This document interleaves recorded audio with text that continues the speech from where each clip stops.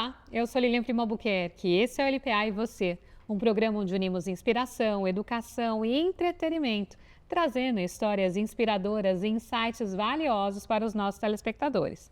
Hoje recebo Sandro Benelli, um dos nomes mais respeitados em estratégia empresarial, varejo e governança no Brasil.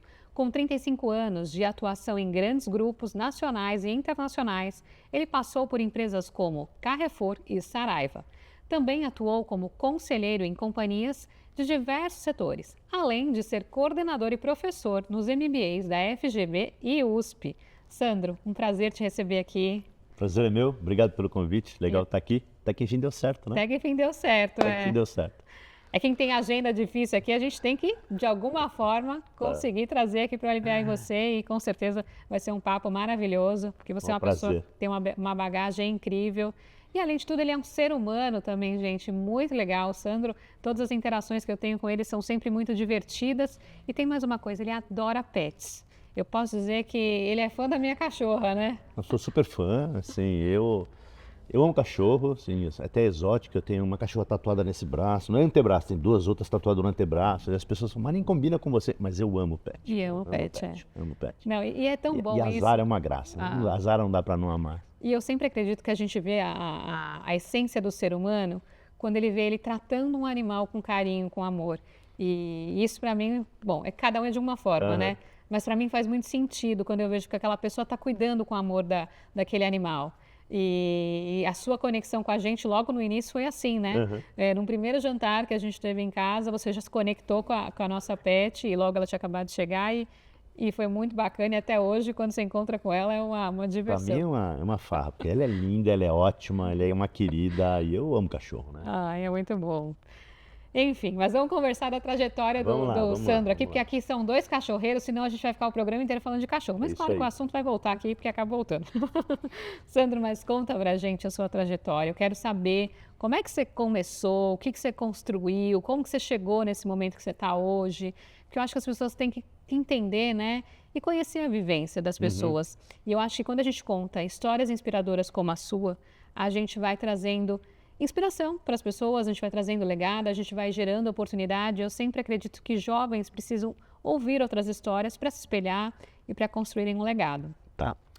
Acho que a coisa legal que eu queria comentar, Lilian, é assim, a minha trajetória profissional provavelmente é uma das coisas mais improváveis possíveis, né? Porque assim, eu sou formado em física, né? Então assim, é muito pouco provável um cara formado em física que depois acaba tendo uma trajetória executiva, acaba indo para o exterior, etc. A não ser que você seja um pesquisador. Nunca foi meu caso. Eu brinco porque meu pai falava assim, cara, você vai morrer de fome, eu vou te sustentar a vida inteira. Não aconteceu nenhuma coisa nem outra, né? Mas por conta da história da física, eu acabei, no início da minha vida, enveredando pela carreira de IT. Então eu fui primeiro trainee da Bung eu fui para a BASF, e aí eu entrei no Carrefour, foi assim a minha porta de entrada no mundo do varejo, que a maioria das pessoas que vão me escutar aqui nem tinham nascido. Eu entrei no varejo em dezembro de 87, acho que você não tinha nascido também. Tinha nascido, já tinha 3 anos. Pois é, então... Eu entrei lá e eu fui gerente de TI vários anos lá. Depois eu fiz uma carreira tradicional, muitos anos no Carrefour. E pelo Carrefour trabalhei em vários lugares do Brasil. Depois eu acabei indo para o Grupo Pão de Açúcar, né? Eu também fiquei muitos anos no Grupo Pão de Açúcar, 14 anos e meio. Tem uma coisa bacana para contar, foi a minha primeira expatriação. Trabalhei quase 2 anos na França, expatriado, porque o Casino já era o dono do Grupo Pão de Açúcar. E eu fui seu primeiro executivo para ser mandado para a França. Então eu passei 2 anos lá, foi uma experiência incrível, que depois a gente pode detalhar mais, mas assim, para não perder o fio da meada, né? E lá se foram mais 14 anos e meio. Depois teve uma coisa bacana, que eu gosto sempre de pontuar. Eu saí desse mundo das grandes corporações internacionais e desde 2013 até hoje, ou seja, os últimos 12 anos, eu tenho trabalhado em empresas de controle familiar. De vários tamanhos, vários segmentos, vários tamanhos. E é um mundo à parte. Mas eu gosto de comentar isso porque... eu jamais imaginaria que eu seria tão feliz e tão realizado e até fazer um legado, né, por onde eu passei, saindo de empresas multinacionais e badaladas para trabalhar naquelas empresas que, sabe, porque é engraçado quando você é mais jovem, você quer trabalhar em empresas onde ninguém precisa explicar o que é. Eu sou da IBM, eu sou da Nestlé, eu sou da Leber, eu sou do Carrefour, eu sou da Coca-Cola. Mas é engraçado que quando você atinge uma maturidade, outras coisas vêm à mente. E aí a possibilidade de trabalhar em empresas de controle familiar, tamanho médio, grande, se for muito pequena também é difícil, mas médio, grande, e foi a segunda etapa da minha carreira. Então nesses últimos 12 anos eu tenho me dedicado tanto em conselho como CEO de várias empresas de controle familiar. E aí dos vários tamanhos, né? Hoje eu sou conselheiro de empresa de 5 bilhões, sou conselheiro de empresa de 20 milhões. Então, assim, é de todo. E talvez a última coisa que é de curiosidade da trajetória é como é que eu entrei no mundo acadêmico, né? Bom, primeiro eu costumo dizer o seguinte, quem estuda física já gosta um pouco de estudar, porque não é uma matéria que o cara acorda e fala assim, eu vou ser físico na vida. Então, assim, não sei se metade das pessoas não entende o que é isso e metade dá risada, porque não é profissão. Mas eu estou contando isso para dizer que em determinado momento, quando eu resolvi nessa nova jornada de ser conselheiro, etc., eu falei assim, puxa, eu queria tentar algo na academia. Aí eu voltei para a Fundação Getúlio Vargas, eu fui fazer um mestrado lá, fiz um mestrado lá, que tem uma conexão com o que eu faço hoje de governança, porque foi um mestrado cuja tese é sucessão profissional em empresas familiares. Isso é um pouco da minha história, né? Nas 6 empresas onde eu fui CEO, 5 eu substituí o dono. Só isso dá uma conversa à parte, porque tem um arranjo emocional. Depois eu fiz e estou lá concluindo um doutorado, mas o doutorado também é voltado para pequena e média empresa, mas aí tem mais a ver com sustentabilidade, com ESG, etc. E eu fui picado pela veia da academia, né? Então, assim, hoje eu sou coordenador do MBA de Gestão Empresarial na FGV, coordeno 5 turmas lá. Também sou coordenador acadêmico no que a gente chama de FGV Alta Gestão, que são os cursos para C-Level. Eu coordeno curso de formação para conselheiros e empresas familiares. Então, é um pouco a minha atuação. E eu faço isso com o maior prazer. É lógico, eu costumo dizer, 30% do meu tempo, 70% são os conselhos, é o que eu faço profissionalmente, mas essa eu acho que é a minha grande trajetória. E de curioso, talvez a gente explore um pouquinho mais, nesse período que eu saí de empresa, comecei a trabalhar em empresas familiares, eu trabalhei 2 vezes para uma família libanesa belga em Angola. Então, 2 vezes me levaram para... Assim, isso foi uma coisa muito interessante, né? Mas é uma família. E o legal é dizer, não importa se o cara é belga, se o cara é francês, se o cara é brasileiro, empresas familiares, elas têm um recorte muito parecido. É muito interessante. E é diferente, né, de outras empresas quando você olha o segmento empresarial puramente e olha o segmento familiar. Olha, Sandro, são vários assuntos aqui, né? Vocês perceberam que ele trouxe para a gente uma enxurrada de informações e áreas para a gente poder explorar. Então, eu vou tentar entrar em cada uma delas aqui para a gente conhecer ele com mais detalhes. Primeiro, eu queria um pouco entender sobre essa sua forma de trabalhar, os seus assignments internacionais que você teve. Por exemplo, você trabalhou aqui no mercado brasileiro, trabalhou na França, como você colocou aqui, e também trabalhou na Angola. Então, na hora que a gente olha segmentos diferentes, né, aqui, no Carrefour lá, agora você comentou dos belgas na Angola, tudo isso envolve diversidade, Sandro. São perfis totalmente diferentes. Eu tive a oportunidade de ficar 1 mês na Índia, desenvolvendo um projeto onde eu tinha N desafios, desde alimentar, uma série de coisas que eu tinha que, e culturais principalmente, eu tinha que me adaptar. Conta pra gente como é que é isso, como é que é você sair de uma cultura e ir para uma outra cultura, depois voltar para cá, porque você volta com uma característica de uma cultura de lá, você fala, onde eu estava não tinha isso que tem no Brasil. Como é que é essa adaptação, como é que foi tudo isso nessa jornada sua? Olha, primeiro eu acho, Lilian, que assim, quem passa como você um período na Índia, volta transformado. Mas mais do que voltar transformado, para você se predispor e passar um período fora do país, você já tem que ter Tem que se preparar também, né? E você tem que ser uma pessoa que tem que ter isso como valor. Sim. Porque as pessoas também romantizam muito o que é ser expatriado, né? O seu vizinho, o seu avô, seu pai, sua mãe, acho que é uma maravilha. E lá é igual todo mundo. Eu brinco assim, né?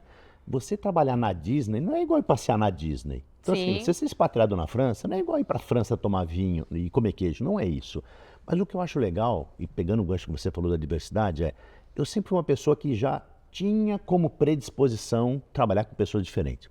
Pega o nosso país, eu já trabalhei, no Rio Grande do Sul, trabalhei no Paraná, já trabalhei, quando eu digo onde eu morei, Rio Grande do Sul, Paraná, Rio de Janeiro, Campo Grande, São Paulo, óbvio, interior de São Paulo, Fortaleza, então assim, e o Brasil, como ele é um caldo de cultura, você saindo daqui, indo para o sul, indo para o norte do Brasil, você acaba tendo uma visão também das diferenças. Sim. E aí, se você se adapta com essa cultura, consegue entender, porque é parar de gerenciar as coisas a partir do ponto de vista do seu umbigo e gerenciar do ponto de vista dos outros. Ponto extremamente importante. Entra mais esse detalhe que eu adoro esse tipo de assunto, porque a gente gosta de olhar muito só pra gente, né? Não é. E esse é um grande erro. Né?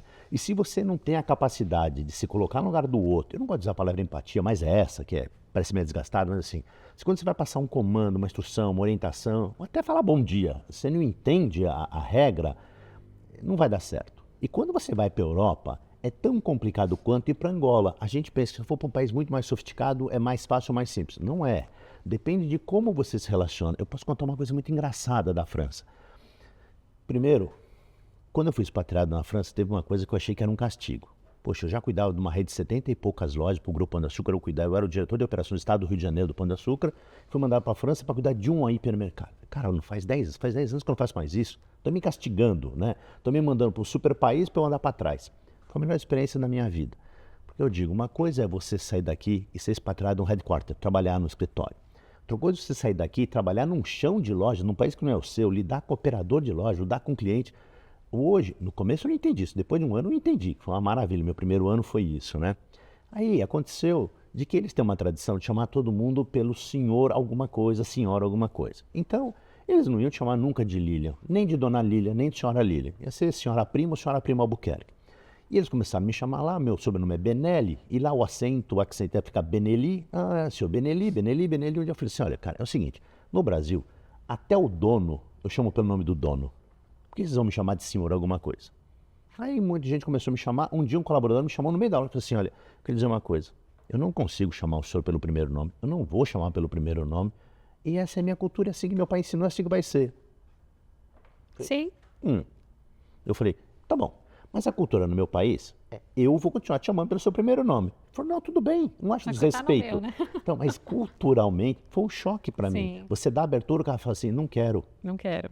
Mas não tem nada de errado, não é isso. Agora, esse é um exemplo que eu aprendi lá. É óbvio que em Angola são outras características, outras nuances, etc.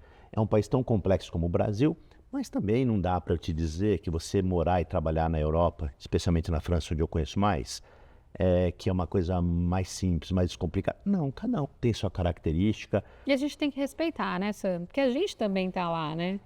Lilian, se você não respeitar, você não tem sucesso. Exato. Simples assim. Simples assim. Assim, a minha experiência de relacionamento com equipe na França, e eu estou falando equipe de base mesmo, operador de caixa, repositor de mercadoria, cara que carrega ou descarrega caminhão, ou seja, pessoal básico, porque é lógico, eu tinha equipe gerencial, mas eu tinha esse pessoal básico e a esmagadora maioria.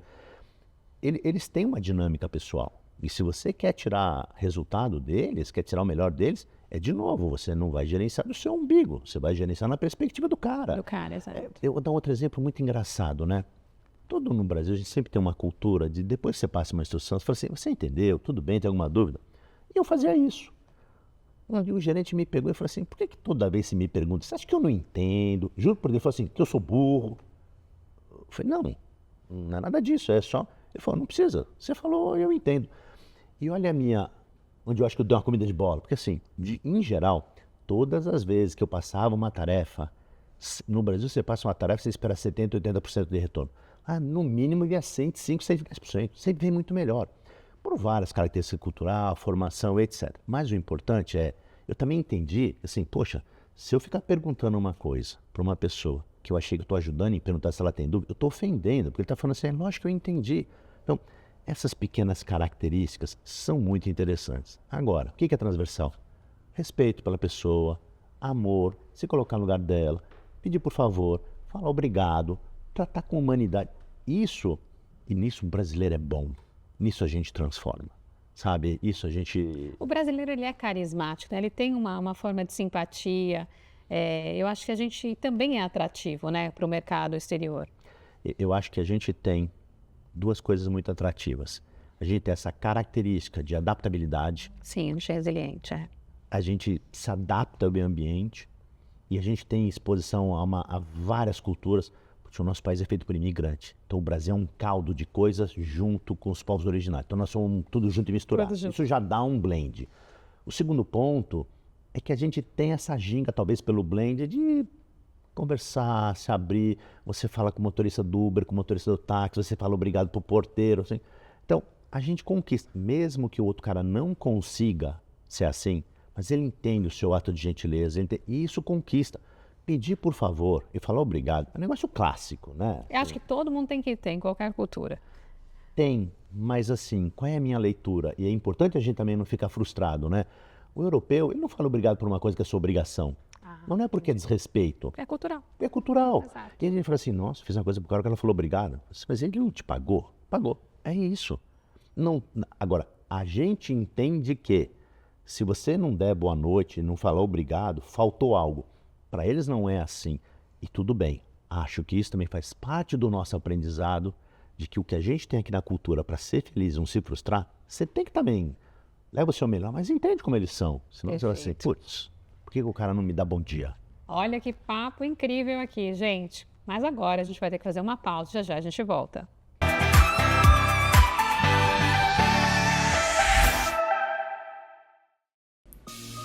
LPA Consultoria, transformando ideias inovadoras em negócios de sucesso. Com mais de 15 anos de experiência na IBM e uma trajetória consolidada no mundo das startups e tecnologia, Lilian Primo Albuquerque está aqui para guiar você na jornada do empreendedorismo, realizando consultoria em empresas e startups, orientação tecnológica, workshops, palestras, mentorias, conselhos empresariais, dealmaker, colunista e investimento em startups. Na LPA Consultoria, você pode encontrar a solução que você precisa para o seu negócio. Para mais informações, acesse o site www.lpaconsultoria.com.br e o Instagram, @LPAconsultoria_. Em um mundo onde a busca por práticas sustentáveis é uma jornada constante, próximo à cidade, uma fábrica vinha emitindo gases e odores muito desagradáveis, perturbando a tranquilidade dos moradores há tempos. Não suportando mais, representantes da comunidade passaram a pressionar o responsável para que uma atitude fosse tomada. A fábrica foi finalmente autuada pela fiscalização e até mesmo os colaboradores já ameaçavam parar os trabalhos. Enquanto o representante da fábrica andava frustrado por não saber o que fazer, tropeçou em uma lâmpada mágica e instintivamente a pegou e esfregou. Inacreditavelmente, um gênio saiu da lâmpada e concedeu a ele um desejo. Sim, o pedido foi a solução do problema dos gases e odores da fábrica. Como em um gesto mágico, todos os gases que geram odores foram neutralizados, trazendo finalmente o alívio à comunidade. Maravilhado com a solução que o ES Gênio trouxe ao problema, o responsável ficou animado para repensar e estender as práticas sustentáveis para todas as unidades e operações da empresa. Os moradores e os colaboradores ficaram gratos e felizes com a nova realidade. A fábrica foi liberada pela fiscalização. Por fim, a ação do ES Gênio inspirou toda a comunidade a apoiar as práticas sustentáveis. Dux Grupo, liderando pelo exemplo, promovendo um mundo onde a sustentabilidade é prioridade. Toda transformação começa com uma decisão. E na LPA Academy, essa decisão foi ter uma plataforma que carrega sua essência, sua marca, sua identidade. Por trás de tudo, streaming nativo, inovação, presença inteligente, simplicidade no que deveria ser complexo. No fim, não é sobre tecnologia, é sobre quem aprende, sobre quem cresce, sobre quem transforma sua própria realidade. Você entrega conhecimento, nós entregamos a tecnologia e a liberdade para escalar o seu propósito. A plataforma é sua, a marca também, a tecnologia é nossa. EduSkills, sua plataforma de educação 5.0. Lions Startups. Estrutura completa para alavancagem de novos negócios tecnológicos. 6.000 metros quadrados de área construída. Uma revolução em tecnologia e inovação. Com amplo espaço de desenvolvimento, lab de programação, salão de jogos, piscina integrada com academia, espaço zen, restaurante, sala para grandes reuniões, heliponto e muito mais. Lions Startups. Ideias que transformam.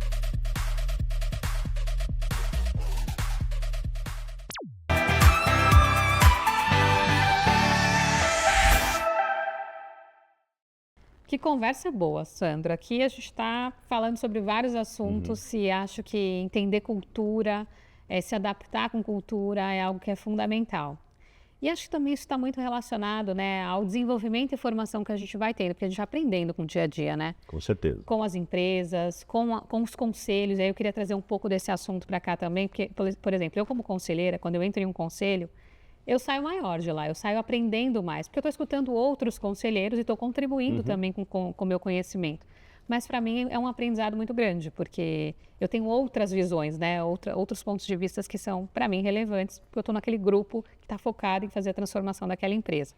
Conta pra gente um pouco sobre isso também, sobre o cenário de conselheiro, que eu acho que você agora também lidera a formação de conselheiros Sim. pela FGV, não é isso? FGV, isso. E aí eu queria que você trouxesse para a gente a importância disso, teu papel como conselheiro, você que está em diversas empresas como conselheiro, para as pessoas também poderem compreender um pouco sobre isso. Tá. Eu queria primeiro talvez falar uma coisa que vai frustrar muitas das pessoas que estão assistindo a gente aqui. Ser conselheiro não é para todo mundo, Lilian. Sim, Só que as pessoas acham, que saiu de uma empresa já tem que virar conselheiro. pois é. E eu vou fazer uso de uma metáfora aqui, né? Nem todo bom jogador de futebol vai ser um bom treinador, um bom técnico um dia.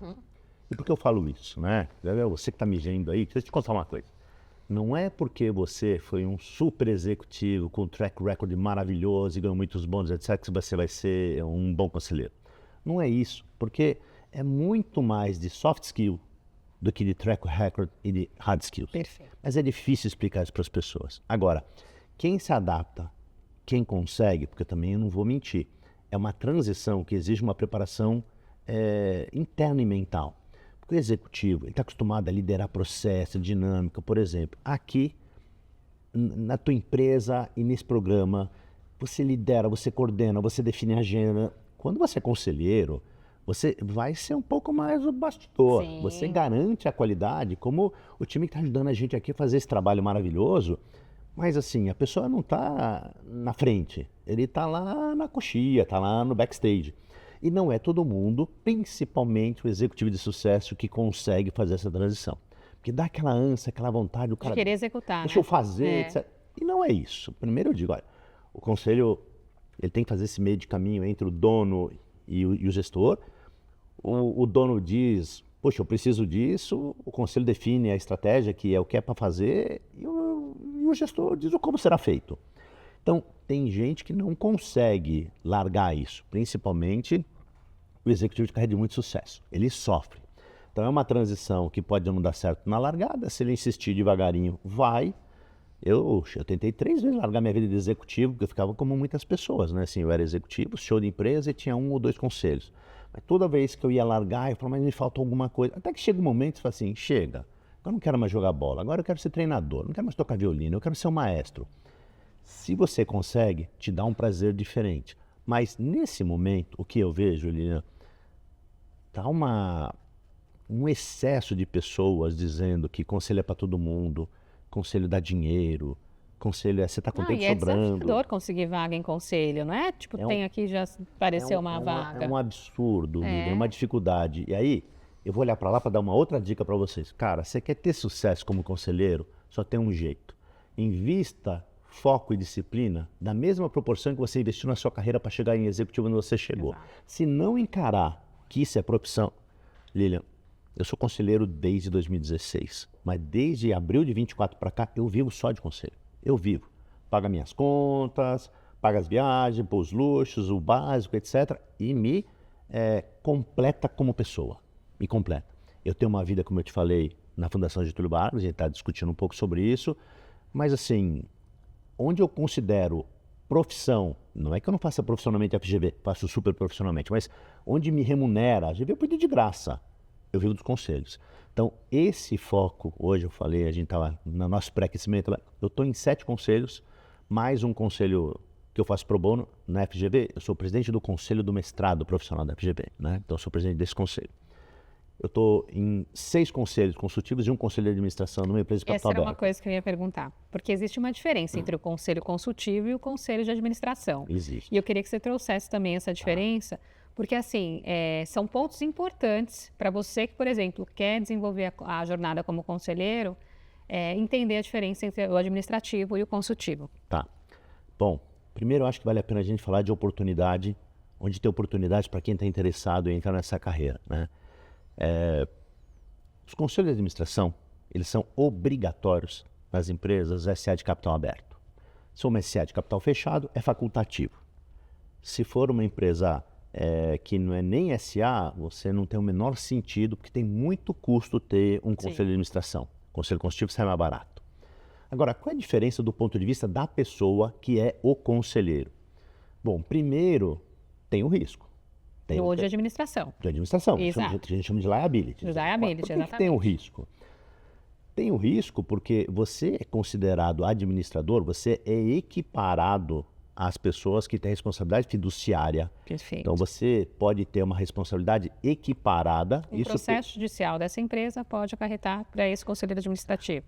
E assim, não é só judicial. Você está enquadrado em várias leis. Né? Então, por exemplo, a lei das SA, do artigo 152 a 159, só trata do papel do administrador da SA, trata do conselheiro de empresa, do conselho de administração. E o administrador, o que eu gosto de falar para as pessoas, né? Assim, olha, no conselho consultivo, você só vai ter um problema legal se você agir com dolo. No conselho de administração, se você agir com culpa, você também é imputado. Isso é uma super diferença.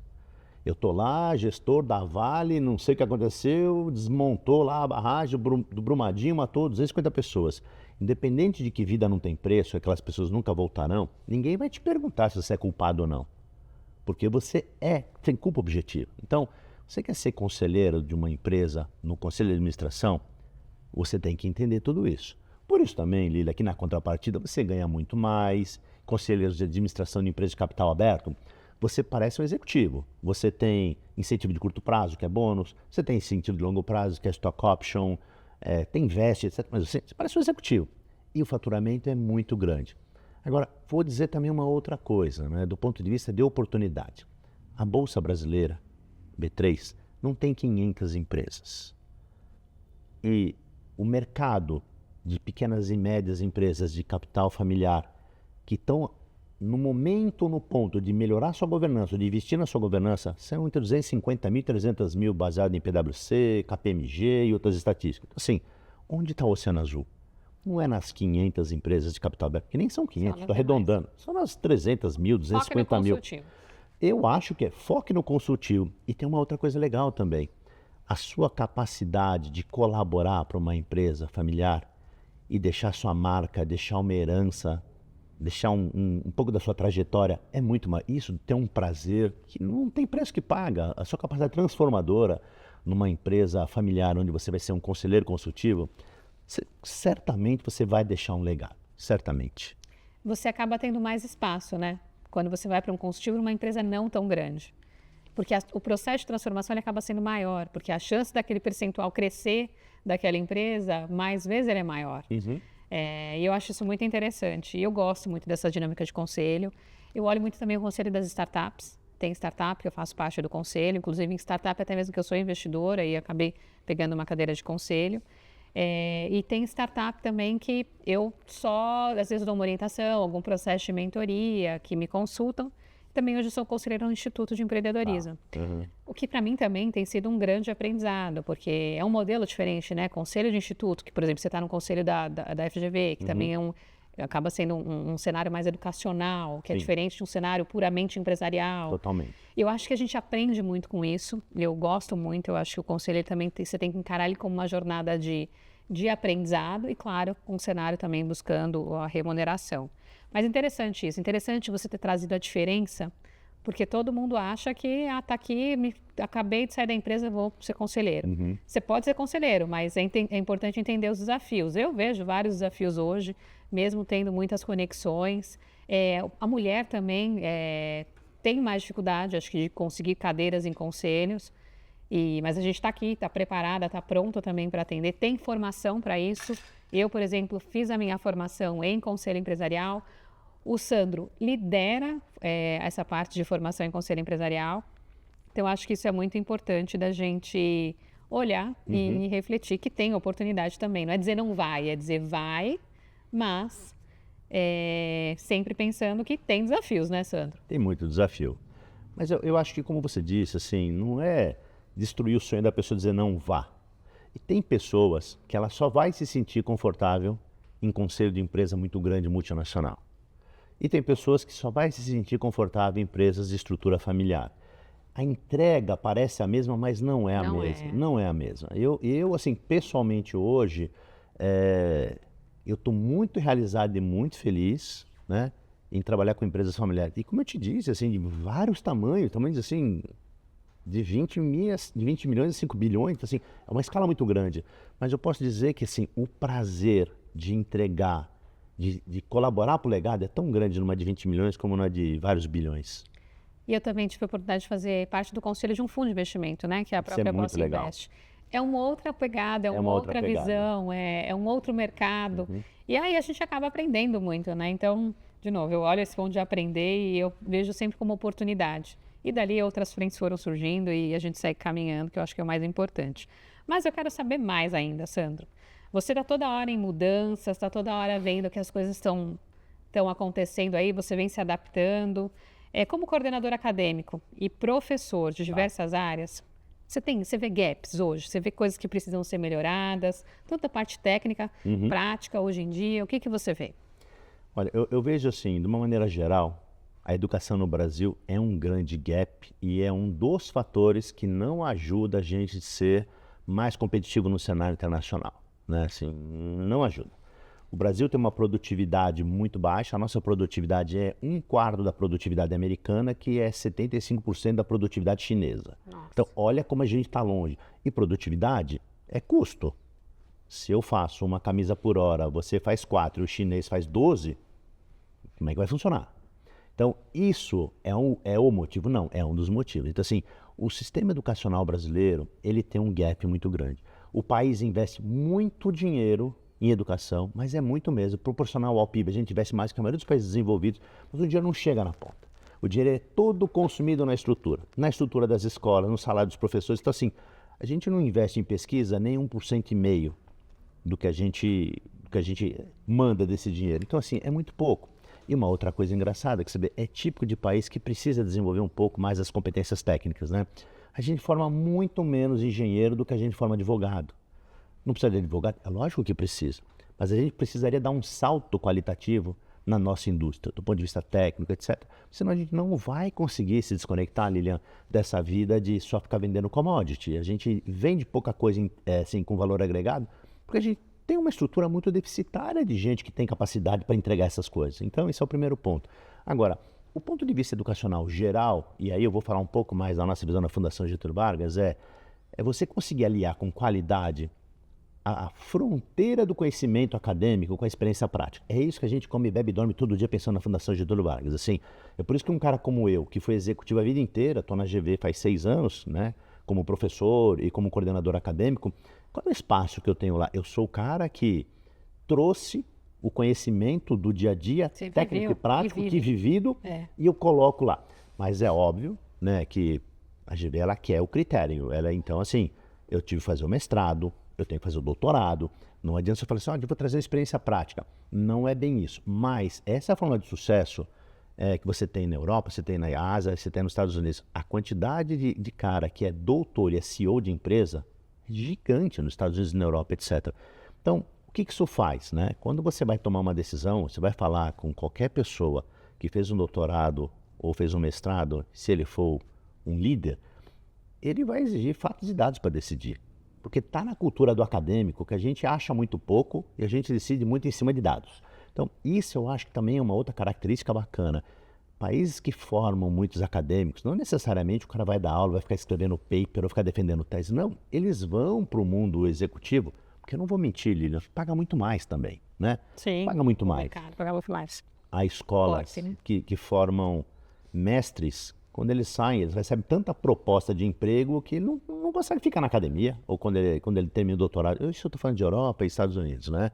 Mas essa é uma característica que tomara que a gente chegue lá. Mas aqui também, se a gente for olhar o cenário educacional, o professor ou o empresário, aquele empresário que vai dar aula, às vezes ele está ganhando mais dinheiro como empresário do que dando a aula. Com certeza, com certeza. Não, a maioria dos professores que dão aula nas turmas de MBA onde eu sou coordenador, eles dão por puro amor. Por amor. Ninguém vive disso. Tanto que a briga é você ter a agenda disponível desse cara, né? Porque ele tem uma vida super louca. E olha, por amor ao que ele faz, ele privilegia muita gente. Deixa de ir num monte de evento, empurra viagem, etc., para não perder aula. Mas você concorre com uma agenda de um cara que tem uma agenda muito concorrida como é a sua, como um pouco menos, mas também é a minha. Eu já recebi convite para dar aula em pós-graduação para o ano que vem. Mas já topei, porque quem me convidou merece que eu esteja lá e a turma é uma turma bacana. E falei, não, pode contar comigo. Para você ver como que essa dinâmica realmente é real, né? E você está trazendo isso. Super real. Mas se você tem tempo para isso e vira a sua prioridade, de novo, é muito recompensador. É muito. Eu não vou te dizer... Semana passada, a demanda é completamente atípica, eu dei 3 aulas à noite. Não é normal, isso nunca acontece, né? Mas eu dei 3 aulas, coisas diferentes, e acabou acontecendo. Na sexta-feira eu estava morto. Falei para a Vivian, no domingo e no sábado, eu vou dormir o fim de semana inteiro, porque eu não aguento mais. Mas, enquanto você recarrega a bateria, você olha para fazer, putz, que legal. Quanta entrega, eu ajudei a transformar, Exato. Eu estou colaborando. No mínimo, eu estou levando um pouco de provocação numa perspectiva diferente. Que o aluno pode concordar ou discordar, mas o legal é a gente debater e ter um ambiente seguro para que as pessoas possam discordar, porque hoje está muito difícil discordar. Se discorda, o negócio já fica muito polemizado. E na academia, você não tem compromisso de estar certo. Você tem compromisso de, com educação e respeito, trazer o debate, discordar, levantar a mão e falar, não é nada disso para mim. Então, eu acho que isso o ambiente acadêmico é muito especial. E tem que ser muito cuidado o ambiente acadêmico. E é justamente o que você falou, a gente tem, hoje em dia tem que ter muita atenção, porque tem diversos tipos de ambiente acadêmico. Então, gente, aqui acho que a mensagem que ele trouxe, que é importante, é aproveite a oportunidade de estar em um ambiente acadêmico para aproveitá-lo, e não para gerar atrito, confusão, porque acaba acontecendo, né, Sandro? Acaba. O professor está ali colocando o tempo dele para ajudar, para orientar, para ajudar na transformação, senão ele nem estava ali, porque isso não faz sentido. Uma coisa que eu acho importante também para fechar essa visão é muito importante não só você estar lá para aprender, mas curtir o seu networking. Com certeza você vai ter oportunidade de conhecer pessoas dali 5, 10, 20 anos. Vai ser importante em algum momento, você nem sabe qual lá no futuro da sua carreira ou do seu relacionamento. Assim, o networking é muito bacana. Eu acho que vale a pena focar muito nisso. Então, quando você escolhe uma escola, escolha pelo projeto acadêmico, escolha pelo networking e, é óbvio, escolha pelo branding também. Porque já que é para pagar, você precisa ter algum carimbinho que vale a pena você botar no seu LinkedIn, né? Perfeito. Gente, o tempo está voando. A conversa foi ótima, mas já já a gente volta.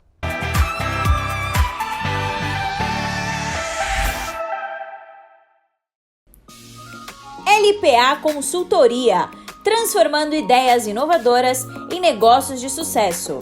Com mais de 15 anos de experiência na IBM e uma trajetória consolidada no mundo das startups e tecnologia, Lilian Primo Albuquerque está aqui para guiar você na jornada do empreendedorismo, realizando consultoria em empresas e startups, orientação tecnológica, workshops, palestras, mentorias, conselhos empresariais, deal maker, colunista e investimento em startups. Na LPA Consultoria, você pode encontrar a solução que você precisa para o seu negócio. Para mais informações, acesse o site www.lpaconsultoria.com.br e o Instagram, @LPAconsultoria_.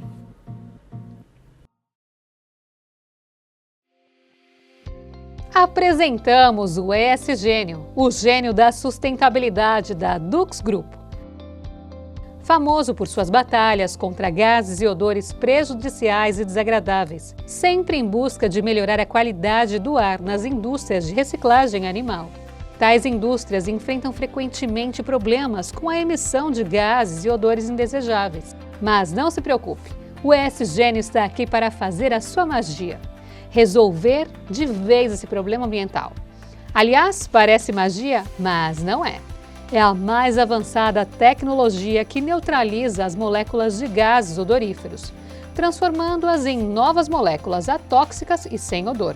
Com o ES Gênio da Dux Group, seus desejos foram atendidos. Os incômodos, gases e odores agora serão apenas histórias. Entre em contato conosco e descubra como podemos ajudar a promover mais saúde, bem-estar, segurança e qualidade de vida no seu ambiente.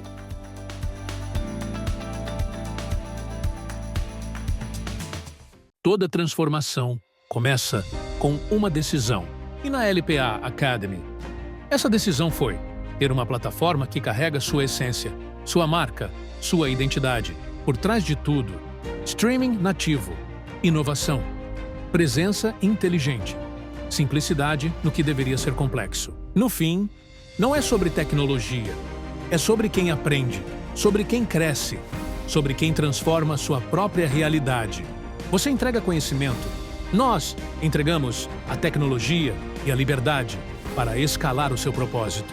A plataforma é sua, a marca também, a tecnologia é nossa. EduSkills, sua plataforma de educação 5.0. Eu sou Lilian Primo. Eu acredito que todos merecem acesso a conteúdos de qualidade que realmente transformam suas vidas e negócios. Por isso, estou disponibilizando a vocês uma plataforma dedicada a oferecer exatamente isso. Na nossa plataforma, você encontrará cursos, e-books, palestras, insights, mentorias e muito mais conteúdos que elevam sua visão de negócios e mudam sua mentalidade empreendedora. Tudo está centralizado em um só lugar, facilitando o acesso a materiais enriquecedores que levam você para o próximo nível. Além dos meus conteúdos, você também encontrará contribuições valiosas de outros mentores experientes, oferecendo uma visão ampliada e diversificada. A plataforma foi criada para transformar seu conhecimento em poder e sua visão em realidade. Venha fazer parte da LPA.Academy, que inspira, educa e transforma. Acesse agora e alcance novos patamares.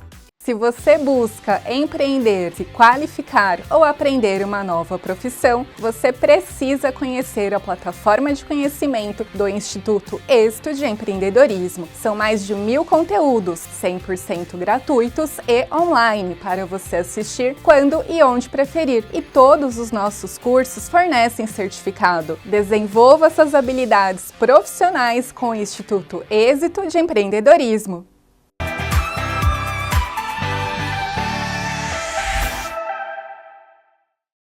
Sandro, conversar com você está sendo assim um aprendizado. E acho que uma conversa muito gostosa, né? Porque, além de tudo, você é uma pessoa muito divertida e que olha as coisas também com muito cuidado. E na hora que a gente olha de cuidado, quando a gente pensa em conselho, né? Em conselho empresarial, porque tem que ter cuidado com a empresa que você está prestando atenção, que você está lá como conselheiro, que você tem que ter muito, muito cuidado. E aí, eu sei que você é conselheiro, mas é mentor também de conselheiros, mentor de líderes, de gestores. E você forma essas pessoas. E eu queria que você explicasse também o que isso está gerando de impacto, qual que é a importância de ter esse tipo de formação. Porque isso vai deixar um legado, mas assim, as pessoas têm que entender para quê, né? São coisas assim, um pouco distintas, o papel que eu exerço no conselho e o papel quando eu desenvolvo ou quando eu apoio alguém numa mentoria, né? No conselho, o que eu acho que vale a pena contar, principalmente esses conselhos de empresas familiares, é que assim, eles são um pouco menos organizados do que a maioria das pessoas imaginam, né? O cara faz um curso, ele fala assim, agora eu sou conselheiro. Chega lá, sim, já teve reunião de conselho, eu cheguei no conselho de uma empresa grande, que na primeira reunião, 2 conselheiros tinham esquecido que tinha reunião. Eu falei, mas pô, sai daqui de São Paulo, fui no seu estado, como é que você se esquece? Porque não está na prioridade, não está na agenda, na tua organização.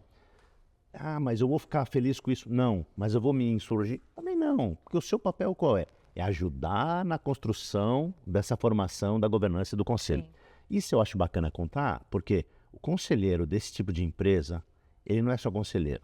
Ele é um agente fundamental na construção da governança. Ele pega pela mão e é bem legal, porque eu vejo a diferença. Eu vejo assim, empresas que eu estou há 2, 3 anos no conselho, eu cheguei lá, parecia uma família se reunindo. Hoje a gente tem calendário anual, tem pauta, tem ata, entrega o material com uma semana, e discute, e delibera, etc. É óbvio que o conselho consultivo ele não tem poder deliberativo. Então você delibera, mas se o dono dormir amanhã e acordar com a tua opinião, está tudo certo também. Mas essa evolução eu acho que é parte do papel do conselheiro. Então assim, ele não é só um conselheiro, ele é mais do que isso. Ele é um cara que é uma super alavanca importante para o desenvolvimento, para essa estrada de melhoria da governança. Eu digo uma coisa, sabe, Lilian? Muitas coisas no conselho, principalmente no início, são imperfeitas. Não tem problema. A gente vai lidar com elas. Tem o perfeito aqui, e eu brinco, o ótimo para mim é amigo do bom, não dá para fazer o ótimo, faz o bom. Você tem que todo dia ter como propósito, nesse conselho, ajudar ele a estar perto do perfeito. Mas você não pode se frustrar, você pode demorar 1 ano, 5 ou 10 ou nunca. E está tudo certo também. Cada nível de governança, como governança também tem um custo, tem que ser adequado para o nível de complexidade e exigência da família proprietária. Na mentoria é um pouco diferente, né? Na mentoria, porque assim, é um negócio mais um a um, one-to-one, que você vai discutir assim, as necessidades, as agruras específicas de uma pessoa, né? No conselho, você está mais trabalhando pelo futuro e pela longevidade de uma entidade que é a empresa. Então, assim, eu brinco, né? O conselheiro, ele brinca e fala mais da PJ e o mentor é PF puro. Então, eu converso com você. Você faz muita mentoria, então você sabe exatamente o que eu estou falando. Assim, eu às vezes eu vou trazer, e é engraçado, porque eu também digo isso para as pessoas que querem ser mentor de executivos.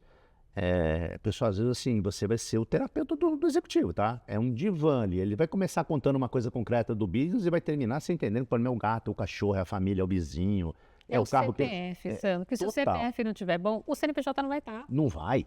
Aliás, você falou uma coisa que eu falo sempre, tá? Quando eu dou minhas aulas. Governança é uma coisa feita para CNPJ implementado por CPF. Então, se o CPF não implementa a governança, pode ser a melhor do mundo, não vai virar. É isso mesmo. As pessoas têm que olhar. Eu estou bem? Eu tô bem pessoalmente, né? Que você brincou aqui com o lance do terapeuta, né? Uhum. É que é uma profissão muito necessária e que a gente acaba, como mentor, também se desenvolvendo, porque a gente busca o autoconhecimento. Então, na hora que a gente se conhece, fica mais fácil, inclusive, de interpretar o outro, né? Uhum. Eu acho que, inclusive, um líder, ele precisa cada vez mais se autoconhecer. Porque, às vezes, a gente acha que o problema está na pessoa e está em si mesmo. Então, conhecer tudo isso é muito importante. Esse ponto foi, assim, fundamental que você trouxe e eu acho que a gente tem que refletir muito sobre ele e você que está em casa também. Sandro, mas você enxerga, por exemplo, o Brasil, né? A gente está aqui, a gente falou de diversos países, mas o Brasil, ele, por exemplo, ele tem um cenário estratégico global. Mas o que está faltando para a gente crescer de forma empresarial, para realmente a gente virar uma potência, né? Porque você que teve experiências diversas fora, consegue, acho que, ter uma visão diferente, inclusive trabalhando em diversos segmentos. O que você vê para o Brasil? Com tristeza eu vou te falar, assim, o Brasil parece, para mim, um dos mundos lá da Disney que chama Tomorrowland, sabe assim, é sempre o amanhã, né?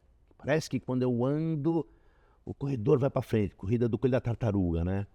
E eu vejo, primeiro o seguinte, a gente tem muitas oportunidades, principalmente no cenário geopolítico atual, porque o Brasil tem algumas vantagens, principalmente quando a gente fala de economia verde, de energia renovável, de sustentabilidade, etc., uma super oportunidade.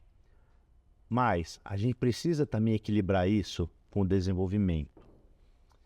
Eu vou falar um pouco sobre isso, eu vou falar os pilares, porque na minha cabeça eu acho que a gente patina e não consegue sair do atoleiro, né? Mas eu vou dar um exemplo concreto para você. A gente está discutindo muito, por uns problemas que estão acontecendo recentemente, sobre a importância das terras raras aí. Pessoal que não sabe o que é terras raras, quando você estudou tabela periódica, são as últimas duas linhas que estão para baixo da tabela ali. Todas aquelas coisas ali, são 17, são os elementos de terras raras. Então, terras raras é um tipo de metal. Voltando para a nossa conversa aqui. O Brasil é a segunda reserva do mundo. Os Estados Unidos, que não tem 2%, ele beneficia 45 mil toneladas por ano de terras raras, e o Brasil só 20 toneladas. Então, por quê? Porque a maior reserva de terras raras do Brasil, ela está entre o Pará e o Amapá. A gente não consegue explorar. Porque a FUNAI diz que não, a ONG diz que não, o prefeito diz que não, o promotor diz que não. Então, assim, a gente precisa escolher. Não dá para um país como o nosso, que é um país pobre, de gente que passa fome, a gente, para querer preservar um pedacinho da floresta e continuar decretando que a população inteira, que é majoritariamente pobre, está abaixo da linha da pobreza, ou está perto da pobreza, ela não vai ter essa possibilidade de sobreviver. Ah, então você está defendendo acabar com a natureza? É óbvio que não. Mas a gente não pode decretar. A gente costuma dizer o seguinte, a tabela periódica inteira está dentro do Brasil. Mas eu não posso decretar a desgraça do país para preservar uma árvore, porque senão é mais importante a árvore do que uma vida humana. Eu tenho que plantar outras árvores. Lilian, dá para coexistir as duas coisas. Não é ou eu acabo com a Amazônia, não é isso. Essa é uma proposta. Eu estive em Manaus aí, fazer um trabalho de governança lá um mês atrás.